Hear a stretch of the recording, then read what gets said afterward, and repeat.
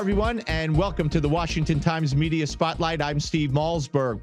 On last week's episode, we concentrated on the coverage of the Republican National Convention and the written statement from Joe Biden that he was dropping out of the presidential race. Well, after the media finished glorifying Biden for doing that, they went into, we have to get Kamala Harris elected at all costs mode. And that's where they have remained.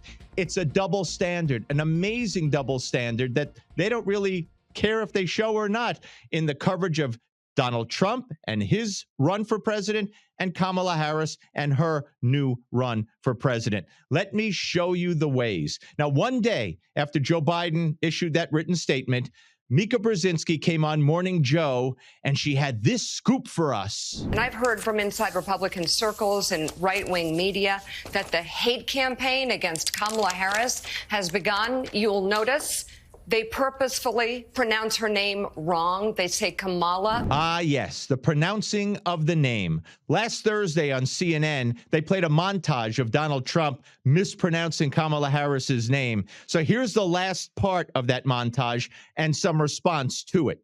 Kamala, you're fired. Get out of here. You're fired. That was all yesterday. And again, It's Kamala. It is not hard. Right. It's easy. Comma, la. That's all you gotta do. And then it began. It's othering. It is trying to make her seem like she's some bizarre, not one of us. It's, it's also demeaning. Othering and demeaning. Give me a break. And then came the obligatory race card. And look, for African Americans, there's a whole history of we didn't get to choose our names for a very long time. And last Thursday on PBS's NewsHour, Laura Barron Lopez said this. They've been calling Vice President Harris a DEI hire, diversity, equity, inclusion hire, and that's included some Republican lawmakers, allies of Trump.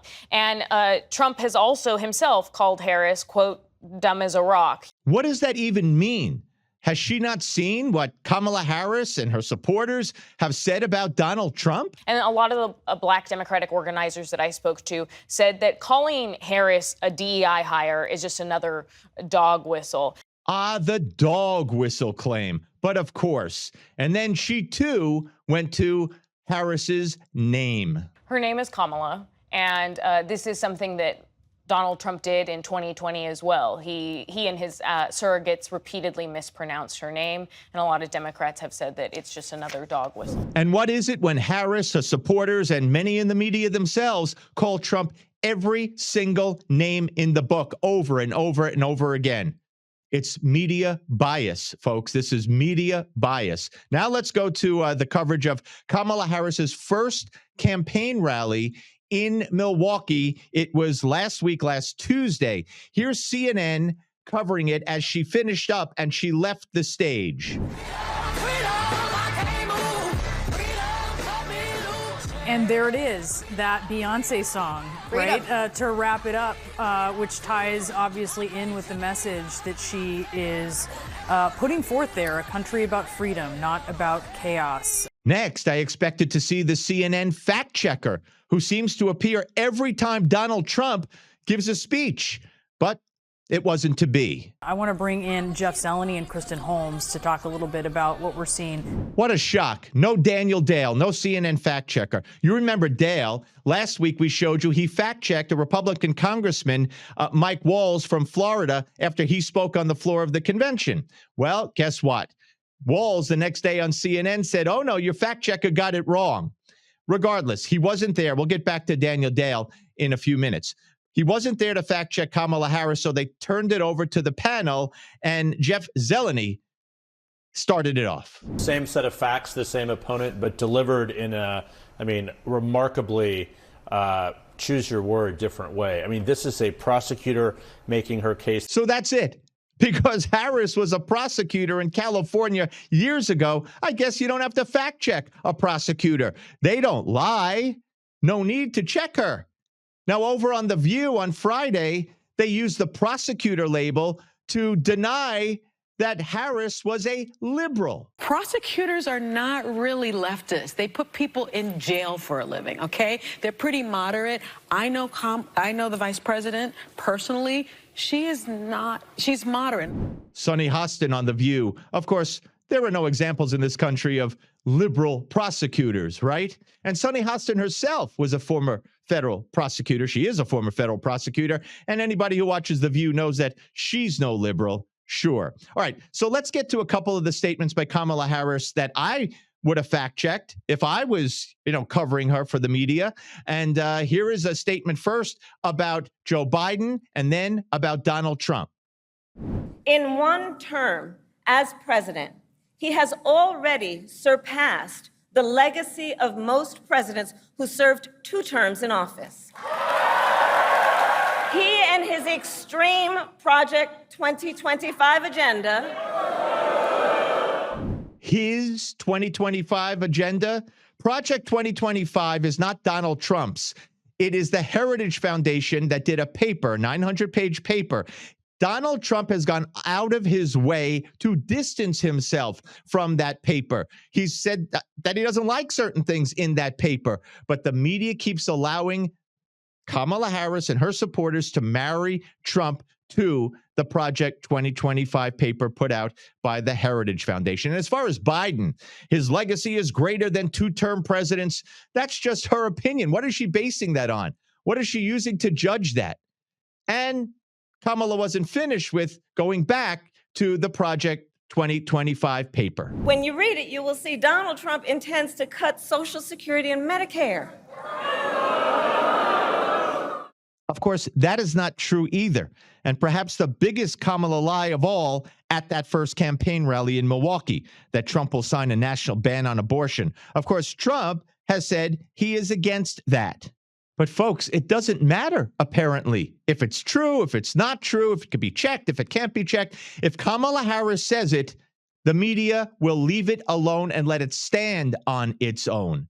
Now, at a rally in Charlotte, North Carolina last week, Donald Trump also pointed out that the media is hiding certain things about Harris. Wait till you see the stories that are going to come out about her staff. Oh, if that were me, they'd be all over the place. But the fake news tries to cover her up. This Politico story from back in June of 2021 describes an unhealthy environment in the vice president's office.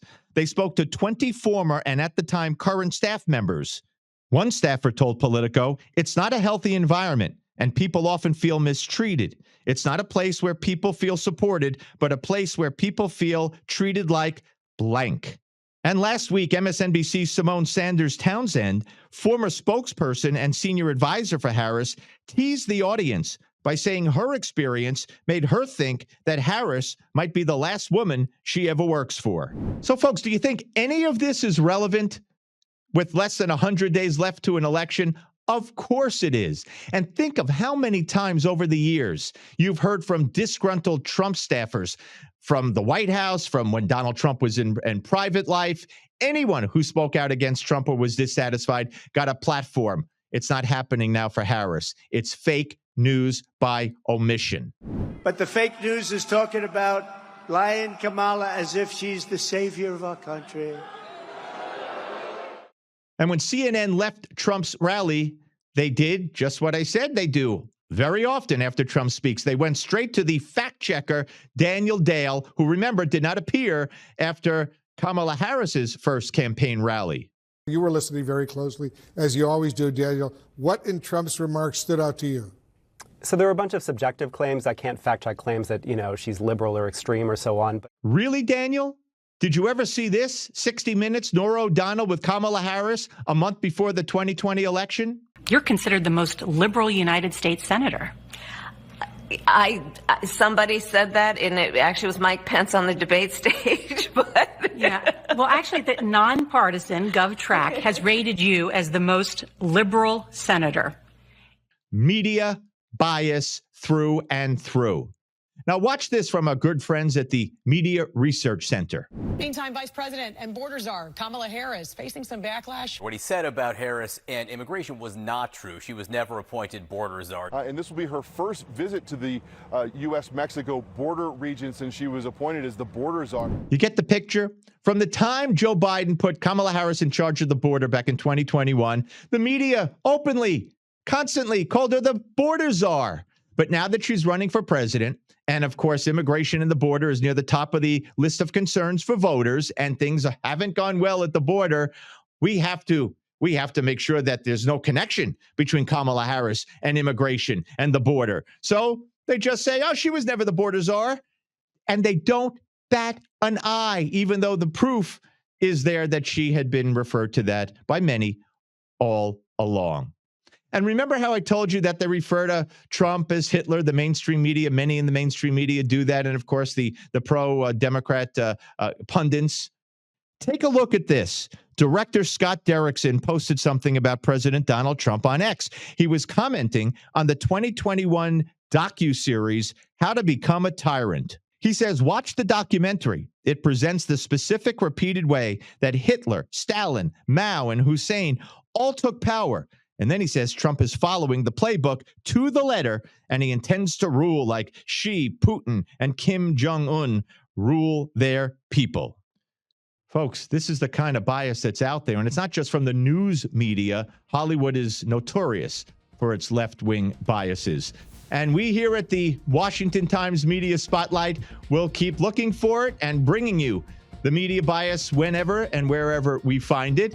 Thanks for watching. Please share the link. Tell your friends. I'm Steve Malzberg. And until next time, stay safe.